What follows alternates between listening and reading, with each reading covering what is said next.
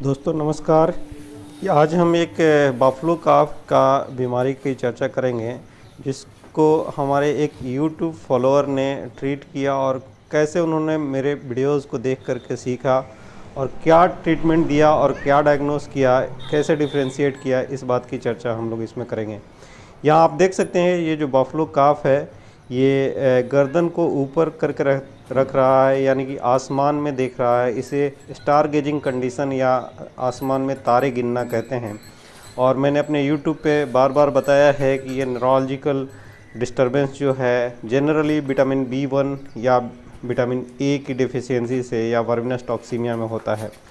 तो जब उन्होंने मुझसे पूछा कि क्या ये विटामिन ए डिफिशियंसी है या B1 डिफिशियंसी है, तो इसको डिफ्रेंशिएट करने के लिए सबसे पहले उसका एज पूछना चाहिए।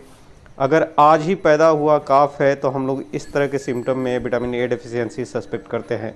लेकिन ये जो काफ था वो 4 महीने का था, तो यहाँ पे विटामिन ए डेफिशिएंसी के न्यूरोलॉजिकल सिम्टम इस तरह से नहीं आते हैं, तो यहाँ पे रूल आउट हो जाता है कि विटामिन ए डेफिशिएंसी ये नहीं होगा। अब यहाँ पे ये या तो वर्मिनस टॉक्सीमिया होगा या थायमिन डिफिशियंसी V1 डिफिशियंसी होगा।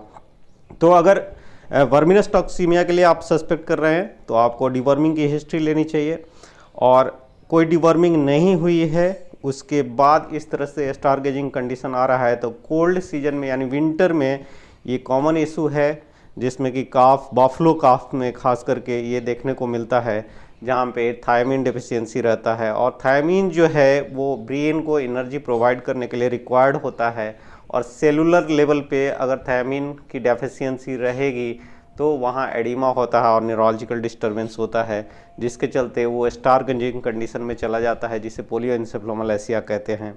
तो इस तरह के अगर आपको सिम्टम मिलते हैं और हिस्ट्री आपको सजेस्ट करती है तो आपको इमीडिएट ट्रीटमेंट करना होता है। और इमीडिएट ट्रीटमेंट जितना जल्दी आप थियामिन का इंजेक्शन लगाएंगे उतना जल्दी उसमें इम्प्रूवमेंट होगा। तो जो फॉलोअर थे उन्होंने इसमें विटामिन B1 का इंजेक्शन लगाया। मैंने बताया भी है कि 5 से 10 mg पर केजी बॉडी वेट के हिसाब से लगाना चाहिए, और पहले दिन तो 3 दिन में 3 बार लगाना चाहिए। लगाने के 2 घंटे के अंदर ही आपको इम्प्रूवमेंट देखने को मिलने लग जाता है। इनको भी नेक्स्ट डे ये इम्प्रूव मिला, और इसमें और भी इन्होंने B कॉम्प्लेक्स के सप्लीमेंट्स दिए थे, लेकिन वहाँ पे थियामिन का बेसिक रिक्वायरमेंट है, और थियामिन को फिर आप 3 से 5 दिन तक कंटिन्यू कर सकते हैं। तो आप यहाँ देख सकते हैं कि काफ जो है नेक्स्ट डे बिल्कुल नॉर्मल हो गया है, और लग ही नहीं रहा था कि कल न्यूरोलॉजिकल प्रॉब्लम से ये ग्रसित था। तो आप लोग इसी तरह से मेरे चैनल से जुड़े रहिए, और जब भी मैं वीडियोस अपडेट करता हूं उनको ध्यानपूर्वक सुनिए।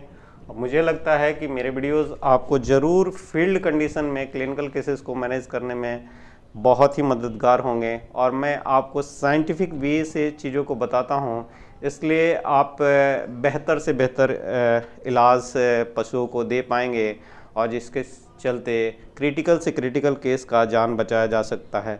तो मेरे साथ बने रहने के लिए बहुत बहुत धन्यवाद। नमस्कार।